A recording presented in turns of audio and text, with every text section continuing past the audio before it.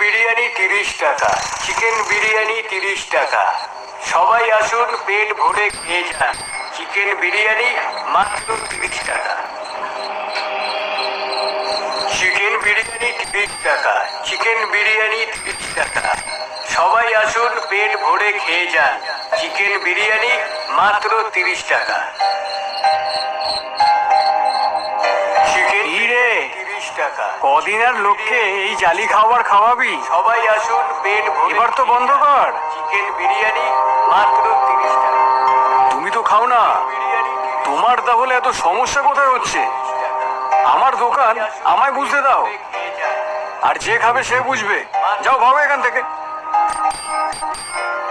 দেখছি আর ভাবছি, একবার খেয়ে দেখলে কেমন হয়। চিকেন বিরিয়ানি 30 টাকা। নিহাতি ডাক্তার বাইরের খাবার খেতে না করেছে, না হলে। কি দাদা, দেবো নাকি এক প্লেট? বিরিয়ানি 30 টাকা। দূর থেকে দোকানদার আমার দিকে তাকিয়ে চেঁচিয়ে বলে উঠল। পেট ভরে খেয়ে যান। আমি হন্তদন্ত হয়ে ঘরের পানে পা বাড়ালাম। না, লোভ সংবরণ করাটা খুব জরুরি। তার মধ্যে এই প্রত্যন্ত গ্রামে কিছু হয়ে গেলে ডাক্তার পাওয়া খুব মুশকিল। পেটের সমস্যাটা আমার মনে ছোট থেকেই উদ্বেগের সৃষ্টি করেছে।